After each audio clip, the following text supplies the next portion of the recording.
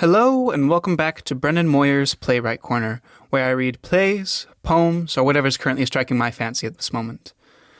Today we're going to be reading two plays by the great playwright August Strindberg, entitled The Stronger and Miss Julie. We will begin with The Stronger as it is the shorter of the two plays. The characters are Mrs. X, actress, married, and Miss Y, actress, unmarried. The scene is a corner of a ladies' cafe in Stockholm in the 1880s. Two small wrought iron tables, a red plush settee, and a few chairs. Miss Y is sitting with a half-empty bottle of beer on the table before her, reading an illustrated weekly, which from time to time she exchanges for another. Mrs. X enters wearing a winter hat and coat and carrying a decorative Japanese basket. Mrs. X: "Why, Millie, my dear, how are you? Sitting here all alone on Christmas Eve like some poor bachelor." Miss Y looks up from her magazine, nods, and continues to read. Mrs. X: "You know, it makes me feel really sad to see you. Alone. Alone in a cafe and on Christmas Eve of all times. It makes me feel as sad as when once in Paris I saw a wedding party at a restaurant. The bride was reading a comic paper, and the bridegroom was playing billiards with the witnesses. Ah me, I said to myself, with such a beginning, how will it go and how will it end? He was playing billiards on his wedding day. And she, you were going to say, was reading a comic paper on hers. But that's not quite the same." A waitress brings a cup of chocolate to Mrs. X and goes out. "Do you know, Amelia, I really believe now you would have done better to stick to him. Don't forget I was the first who told you to forgive him. Do you remember? Then you would be married now and have a home. Think how happy you were that Christmas when you stayed with your fiancé's people in the country. How warmly you spoke of domestic happiness. You really quite longed to be out of the theatre. Yes, Amelia dear, home is best, next best to the stage. And as for children, but you couldn't know anything about that." Miss Y's expression is disdainful. Mrs. X sips a few spoonfuls of chocolate, then opens her basket and displays some Christmas presents. "Now you must see what I have brought for my little chicks." Takes out a doll. "Look at this. That's for Lisa. Do you see how she can roll her eyes and turn her head? Isn't she lovely? Oh, and here's a toy pistol for Maya." She loads the pistol and shoots it out at Mrs. Y, who appears frightened. "Were you scared? Did you think I was going to shoot you? Really, I didn't think you'd believe that of me. Now, if you were to shoot me, it wouldn't be so surprising. For after all, I did get in your way, and I know you never forget it, although I was entirely innocent. You still think I intrigued to get you out of the Grand Theatre. But I didn't. I didn't, however much you think I did. Well, it's no good talking. You will believe it was me." Takes out a pair of embroidered slippers. "And these are for my old man, with tulips on them that I embroidered myself. As a matter of fact, I hate tulips, but he has to have tulips on everything." Miss Y looks up, irony and curiosity in her face. Mrs. X, putting one hand in each slipper. "Look what small feet Bob has, hasn't he? And you ought to see the charming way he walks. You've never seen him in slippers, have you?" Miss Y laughs. Mrs. X: "Look, I'll show you." She makes the slippers walk across the table, and Miss Y laughs again. "Ooh, but when he's angry, look, he stamps his foot like this. 'Those damn girls who can never learn how to make coffee. Blast, that silly idiot hasn't trimmed the lamp properly.' Then there's a draft under the door, and his feet get cold. 'Hell, it's freezing, and the damn fools can't even keep the stove going.'" She rubs the sole of one slipper against the instep of the other. Mrs. Y roars with laughter. "And then he comes home, and he has to hunt for his slippers, which Mary has pushed under the bureau. Well, perhaps it's not right to make fun of one's husband like this. He's sweet anyhow, and a good, dear husband. You ought to have a husband like him, Amelia. What are you laughing at? What is it, eh? And you see, I know he is faithful to me. Yes, I know it. He told me himself, what are you giggling at, that while I was on tour in Norway, that horrible Frederica came and tried to seduce him. Can you imagine anything more abominable? I'd have scratched her eyes out if she had come around while I was at home. I'm glad Bob told me about it himself, so I didn't just hear it from gossip. And as a matter of fact, Frederica wasn't the only one. I can't think why, but all the women in the company seem to be crazy about my husband. They must think it's his position, gives him some say in who is engaged at the theatre. Perhaps you have run after him yourself.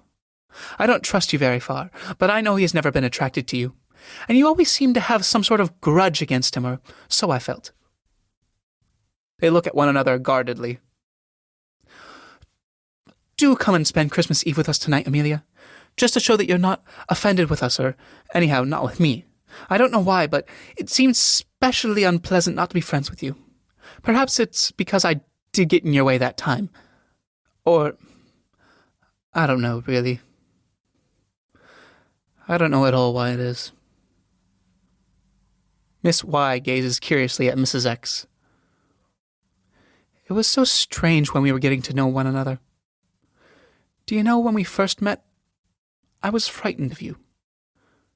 So frightened I didn't dare let you out of my sight. I arranged all my goings and comings to be near you. I dared not be your enemy, so I became your friend. And when you came to our house, I always had an uneasy feeling because I saw my husband didn't like you. And that irritated me, like when a dress doesn't fit. I did all I could to make him be nice to you, but it was no good. Until you went and got engaged. Then you became such tremendous friends that at first it looked as if you only dared show your real feelings then, when you were safe. And then, let me see, how was it after that? I wasn't jealous. That's queer. And I remember at the christening, when you were the godmother, I told him to kiss you. He did, and you were so upset. As a matter of fact, I didn't notice that then. I didn't think about it afterwards either. I never thought about it. Until now. Rises abruptly. Why don't you say something? You haven't said a word all this time. You've just let me go on talking. You have sat there with your eyes drawing all these thoughts out of me. They were there in me like silk in a cocoon. Thoughts... Mistaken thoughts? Let me think. Why did you break off your engagement? Why did you never come to our house after that? Why don't you want to come to us tonight? Miss Y makes a motion as if to speak. No, you don't need to say anything, for now I see it all. That was why. And why, and why. Yes, that's why it was. Yes, all the pieces fit together now. That's it. I won't sit at the same table as you. Moves her things to the other table. That's why I have to embroider tulips, which I loathe on his slippers, because you liked tulips. Throws the slippers on the floor. That's why we have to spend the summer on the lake, because you couldn't bear the seaside. That's why my son had to be called Eskil, because it was your father's name. That's why I had to wear your colors, read your books, eat the dishes you liked, drink your drinks, your chocolate, for instance. That's why... Oh my God. It's terrible to think of. Terrible! Everything came to me from you. Even your passions. Your soul bored into mine like a worm into an apple, and ate and burrowed, till nothing was left but the skin and a little black mold. I wanted to fly from you, but I couldn't. You were there like a snake, your black eyes fascinating me. When I spread my wings, they only dragged me down. I lay in the water with my feet tied together, and the harder I worked my arms, the deeper I sank, down, till I reached the bottom where you lay in waiting, like a giant crab to catch me in your claws. And now here I am. Oh, how I hate you! I hate you! And you just go on sitting there, silent, calm, indifferent, not caring whether the moon is new or full, if it's Christmas or New Year, or if other people are happy or unhappy. You don't know how to hate or to love. You just sit there without moving like a cat at a mouse hole. You can't drag your prey out. You can't chase it, but you can outstay it. Here you sit in your corner.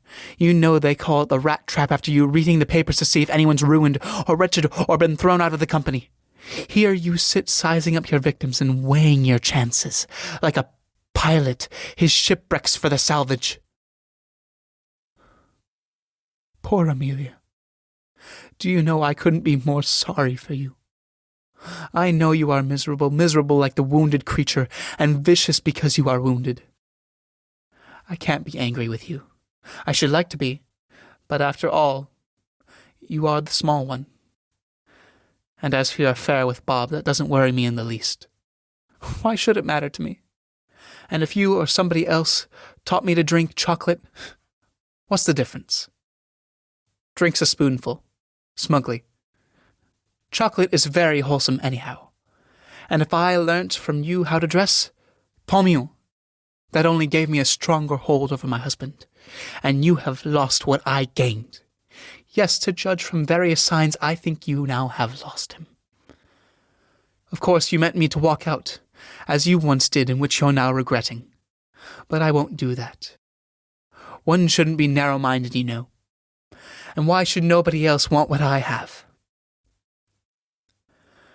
Perhaps, my dear, taking everything into consideration at this moment, it is I who am the stronger. You never got anything from me. You just gave away. From yourself. And now, like the thief in the night, when you woke up, I had what you had lost. Why was it then that everything you touched became worthless and sterile? You couldn't keep a man's love, for all your tulips and your passions, but I could. You couldn't learn the art of living from your books, but I learnt it. You bore no little Esquil, although that was your father's name. And why is it you are silent?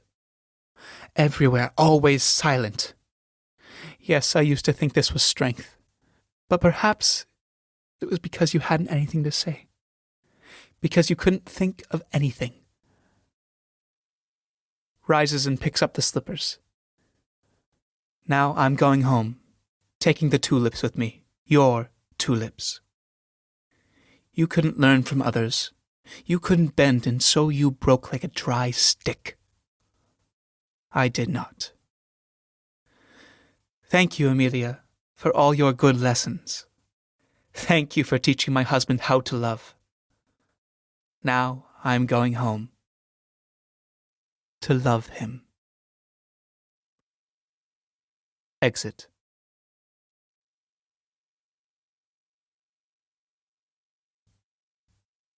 And now we go on to Miss Julie, a tragedy in one act. The characters are Miss Julie, aged 25, Jean, a valet, aged 30, and Kristen, the cook, aged 35. Scene: a large kitchen of a Swedish manor house in a country district in the 1880s. Midsummer Eve. The kitchen has 3 doors, 2 small ones into Jean's and Kristen's bedrooms, and a large glass-fronted double one opening to a courtyard. This is the only way to the rest of the house. Through these glass doors can be seen part of a fountain with a cupid, lilac bushes in flower, and the tops of some Lombardy poplars. On one wall are shelves edged with scalloped paper on which are kitchen utensils of copper, iron, and tin. To the left is the corner of a large tiled range and part of its chimney hood. To the right, the end of the servants' dinner table with chairs beside it. The stove is decorated with birch boughs, the floor strewn with twigs of juniper. On the end of the table is a large Japanese spice jar full of lilac. There are also an icebox, a scullery table, and a sink. Above the double door hangs a big old-fashioned bell. Near it is a speaking tube. A fiddle can be heard from the dance in the barn nearby. Kristen is standing at the stove, frying something in a pan. She wears a light-colored cotton dress and a big apron. Jean enters, wearing livery and carrying a pair of large riding boots with spurs, which he puts in a conspicuous place. Jean: Miss Julie's crazy tonight again, absolutely crazy. Kristen: Oh, so you're back, are you? Jean: When I'd taken the Count to the station, I came back and dropped in at the barn for a dance. And who did I see there but our young lady leading off with the gamekeeper? But the moment she set eyes on me, up she rushes and invites me to waltz with her. And how she waltzed, I've never seen anything like it. She's crazy.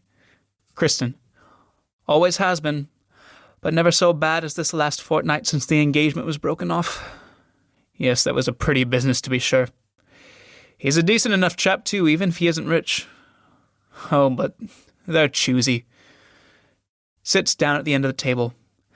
In any case, it's a bit odd that our young, lady would rather stay at home with the yokels than go with her father to visit her relations. Perhaps she feels a bit awkward after that bust-up with her fiancé. Maybe. That chap had some guts, though. Do you know the sort of thing that was going on, Kristen? I saw it with my own eyes, though I didn't let on I had. You saw them? Didn't I just? Came across a pair of them one evening in the stable yard. Miss Julie was doing what she called training him. Know what that was? Making him jump over her riding whip the way you teach a dog. He did it twice and got a cut each time for his pains. But when it came to the third go, he snatched the whip out of her hand and broke it into smithereens, and then he cleared off. What goings on? I never did. Well, that's how it was with that little affair. Now, what have you got for me, Kristen? Something tasty? Kristen, serving from the pan to his plate. Well, it's just a little bit of kidney I cut off their joint. Jean, smelling it. Fine. That's my special delice. Feels the plate. But you might have warmed the plate. When you choose to be finicky, you're worse than the Count himself. Pulls his hair affectionately. Stop pulling my hair. You know how sensitive I am. There, it's only love, you know. Jean eats. Kristen brings a bottle of beer. Beer at Midsummer's Eve? No thanks. I've got something better than that. From a drawer in the table brings out a bottle of red wine with a yellow seal. Yellow seal, see? Now get me a glass. You use a glass with a stem, of course, when you're drinking it straight. Kristen, giving him a wine glass. Lord help the woman who gets you for a husband, you old fusser. She puts the beer in the icebox and sets a small saucepan on the stove. Nonsense. You'll be glad enough to get a fellow as smart as me. And I don't think it's done you any harm people calling me your fiancé. Tastes the wine. Good. Very good indeed. But not quite warmed enough. Warms the glass in his hands. We bought this in Dijon. 4 francs a litre without the bottle, and duty on top of that. What are you cooking now? It stinks. Some bloody muck Miss Julie wants for Diana. You should be more refined in your speech, Kristen. But why should you spend a holiday cooking for that bitch? Is she sick or what? Yes, she's sick. She sneaked out with the pug at the lodge and got in the usual mess. And that, you know, Miss Julie won't have. Miss Julie's too high and mighty in some respects, and not enough in others, just like her mother before her. The Countess was more at home in the kitchen and cowsheds than anywhere else. But would she ever go driving with only one horse? She went round with her cuffs filthy, but she had to have the coronets on the cufflinks. Our young lady, to come back to her, hasn't any proper respect for herself or her position. I mean, she isn't refined. In the barn just now, she dragged the gamekeeper away from Anna and made him dance with her. No waiting to be asked. We wouldn't do a thing like that. But that's what happens when the gentry try to behave like the common people. They become common. Still, she's a fine girl. Smashing. Oh, come off it. I know what Clara says, and she dresses her. Clara? Pooh! You're all jealous. But I've been out riding with her. And as for her dancing, listen, Jean. You will dance with me, won't you? As soon as I'm through? Of course I will. Promise? Promise? When I say I'll do a thing, I do it. Well, thanks for the supper. It was a real treat. Corks the bottle. Julie appears in the doorway, speaking to someone outside. I'll be back in a moment. Don't wait. Jean slips the bottle in the drawer and rises respectfully. Julie enters and joins Kristen at the stove. Well, have you made it? Kristen signs that Jean is near them. Jean, gallantly. Have you ladies got some secret? Julie, flipping his face with her handkerchief. You're very inquisitive. What a delicious smell. Violets? Impertinence. Are you an expert of scent too? I must say you know how to dance. Now don't look. Go away. The music of a schottische begins. Jean, with impudent politeness.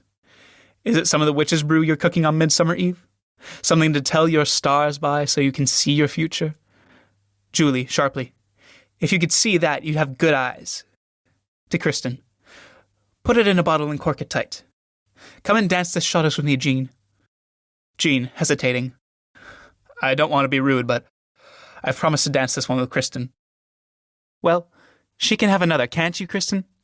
You'll lend me Jean, won't you? It's nothing to do with me. When you're so condescending, miss, it's not his place to say no. Go on, Jean, and thank Miss Julie for the honor.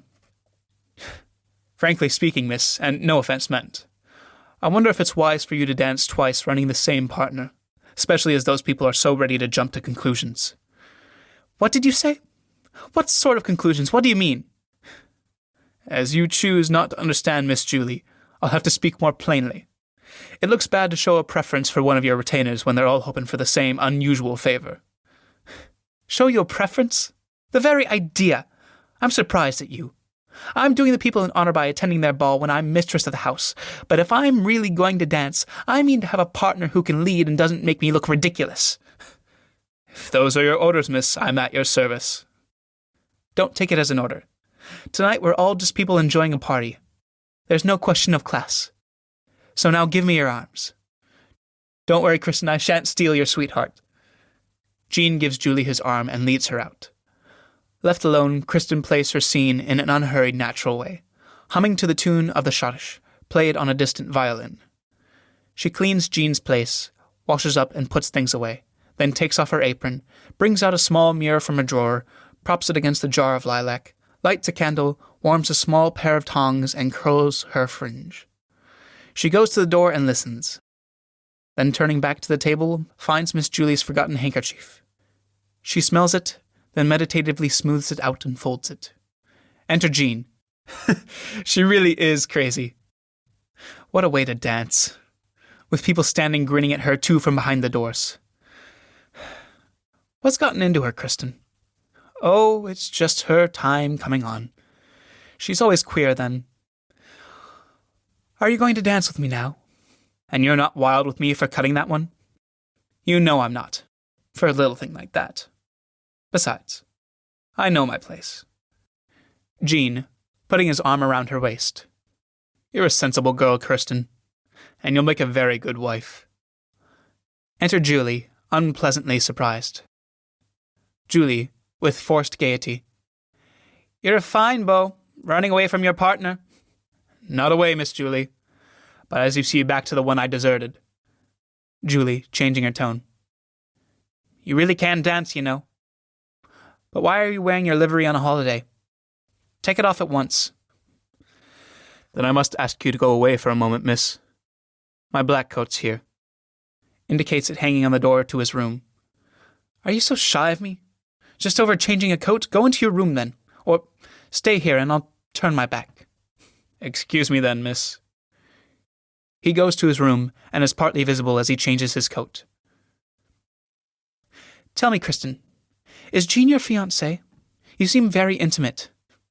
My fiancée? Yes, if you like. We'll call it that. Call it?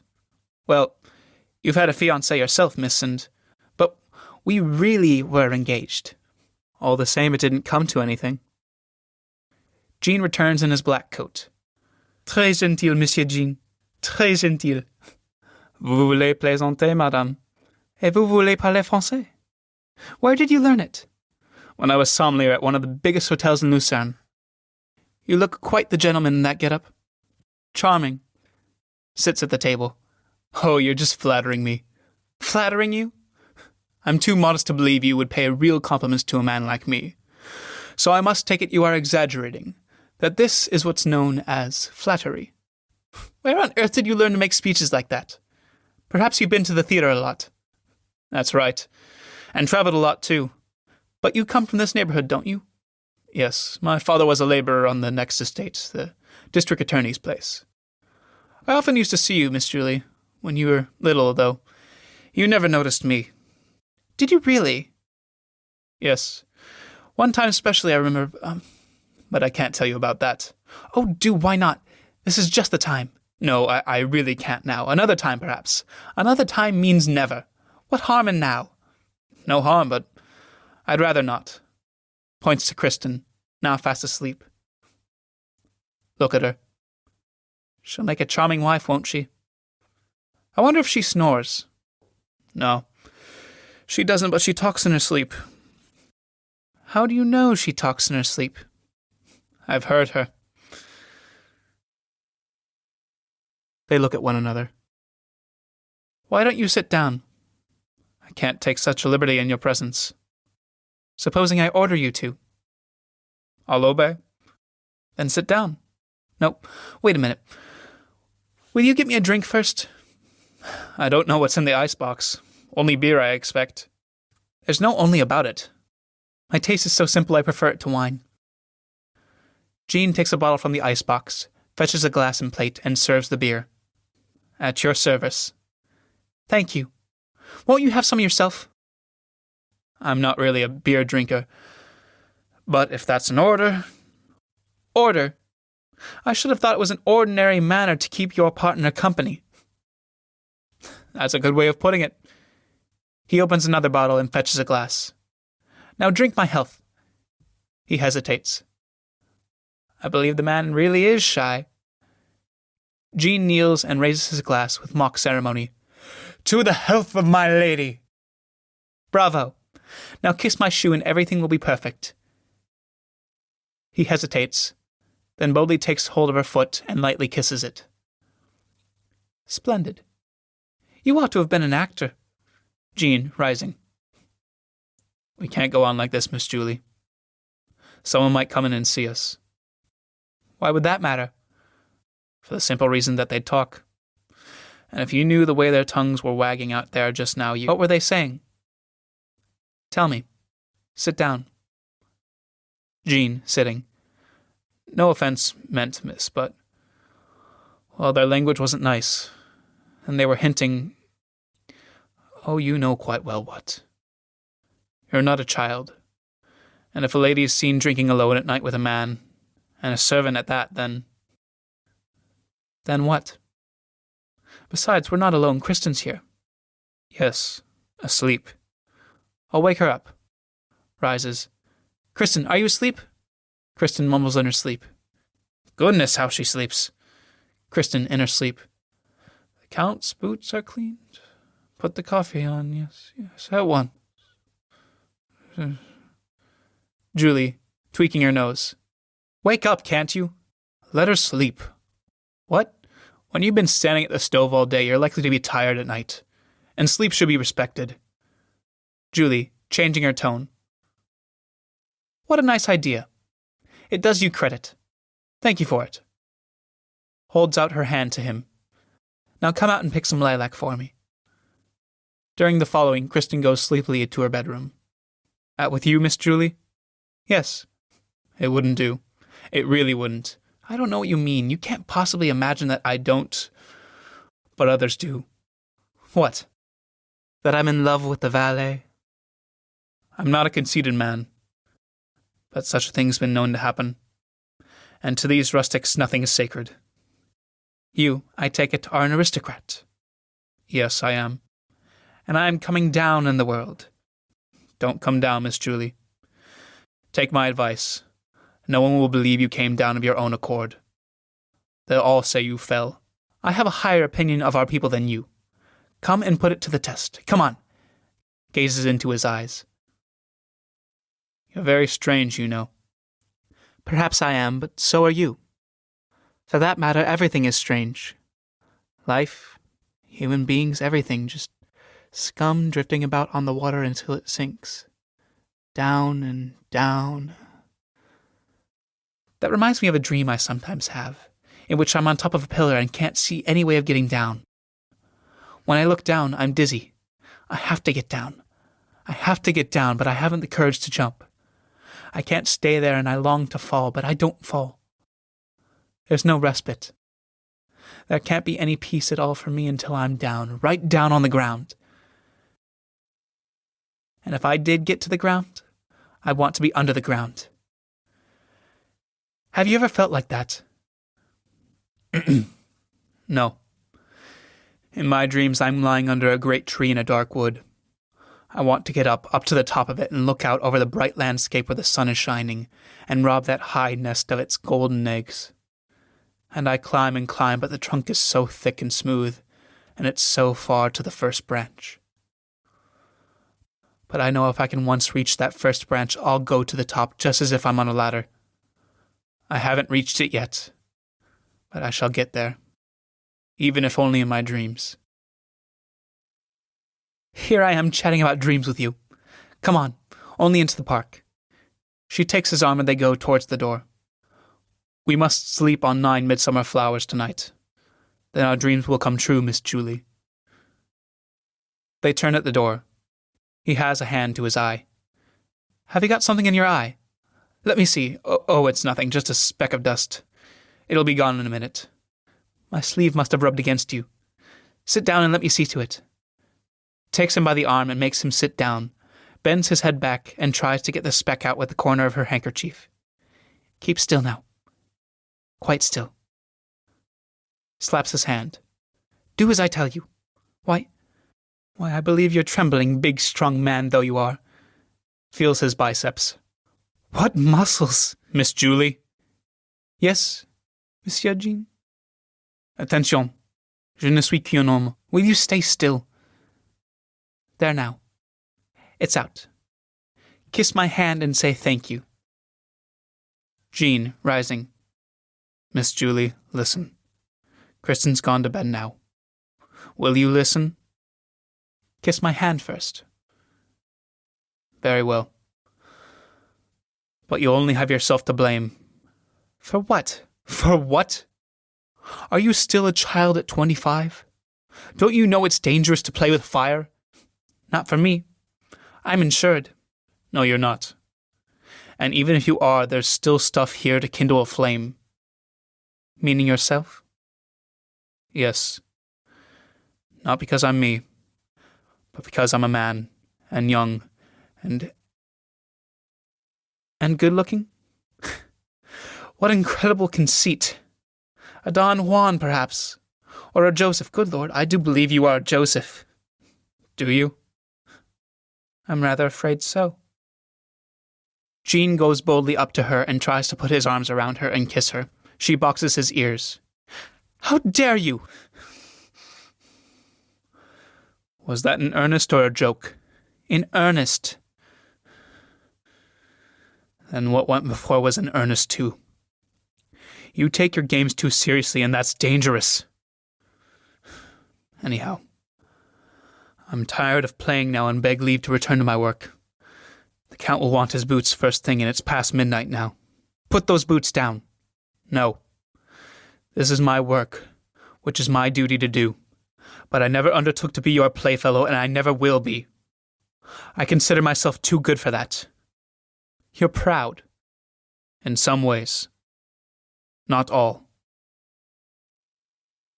Have you ever been in love? We don't put it that way. But I've been gone on quite a few girls. And once I went sick because I couldn't have the one I wanted. Sick, I mean like those princes in the Arabian Nights who couldn't eat or drink for love. Who was she? No answer. Who was she? You can't force me to tell you that. If I ask you as an equal, ask as a friend, who was she? You. How absurd. Yes. Ludicrous, if you like.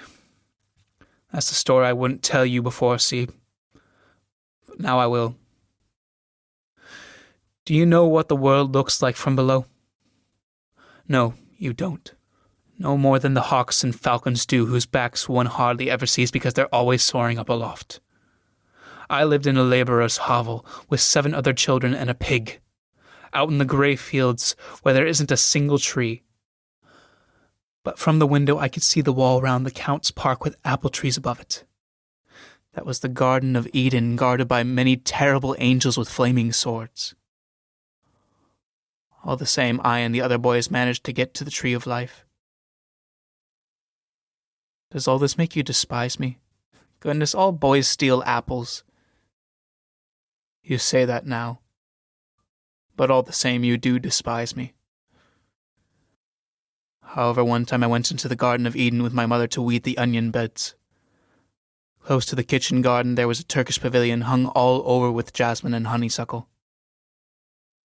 I hadn't any idea what it was used for, but I'd never seen such a beautiful building. People used to go in and then come out again, and one day the door was left open. I crept up and saw the walls covered with pictures of kings and emperors, and the windows had red curtains with fringes. You know now what that place was, don't you? breaks off a piece of lilac and holds it for Julie to smell. As he talks, she takes it from him. I had never been inside the manor, never seen anything but the church, and this was more beautiful. No matter where my thoughts went, they always came back to that place. The longing went on growing in me to enjoy it fully, just once. Enfin, I sneaked in, gazed, and admired. Then I heard someone coming. There was only one way out for the gentry, but for me there was another, and I had no choice but to take it. Julie drops the lilac on the table. Then I took to my heels, plunging through the raspberry canes, dashed across the strawberry beds, and found myself on the rose terrace. There I saw a pink dress and a pair of white stockings. It was you. I crawled into a weed pile and lay there right under it among prickly thistles and damp, rank earth. I watched you walking among the roses and said to myself, if it's true that a thief can get to heaven to be with the angels, it's pretty strange that a labourer's child here on God's earth mayn't come into the park and play with the Count's daughter. Do you think all poor children feel the way you did? All poor children? Yes. Of course they do. Of course. It must be terrible to be poor. Oh, yes, Miss Julie, yes. A dog may lie on the Countess's sofa. A horse may have his nose stroked by a young lady, but a servant... Well, yes. Now and then you meet one with guts enough to rise in the world, but how often? Anyhow, do you know what I did? Jumped in the mill stream with my clothes on, was pulled out and got a hiding. But the next Sunday, when Father and all the rest went to Granny's, I managed to get left behind. Then I washed with soap and hot water, put my best clothes on, and went to church so as to see you. I did see you, and went home determined to die. But I wanted to die beautifully and peacefully without any pain. Then I remembered it was dangerous to sleep under an elder bush. I had a big one in full bloom, so I stripped it and climbed into the oat bins with the flowers. Have you ever noticed how smooth oats are? Soft to touch as human skin. Well, I closed the lid and shut my eyes, fell asleep, and when they woke me, I was very ill. But I didn't die, as you see. What I meant by all that I don't know. There was no hope of winning you. You were simply a symbol of the hopelessness of ever getting out of the class I was born in. You put things very well, you know. Did you go to school? For a while. But I've read a lot of novels and been to the theatre. Besides, I've heard educated folk talking. That's what taught me most. Do you stand round listening to what we're saying? Yes, of course. And I've heard it quite a bit, too. On a carriage box or rowing the boat. Once I heard you, Miss Julie, and one of your young lady friends. Oh, whatever did you hear? Well, it wouldn't be nice to repeat it. And I must say I was pretty startled. I couldn't think where you had learned such words. Perhaps, at bottom, there isn't as much difference between people as one's led to believe. How dare you? We don't behave as you do when we're engaged. Jean, looking hard at her. Are you sure? It's no use making out so innocent to me. The man I gave my love to was a rotter. And that's what you always say. Afterwards. Always. I think it must be always. I've heard the expression several times in similar circumstances.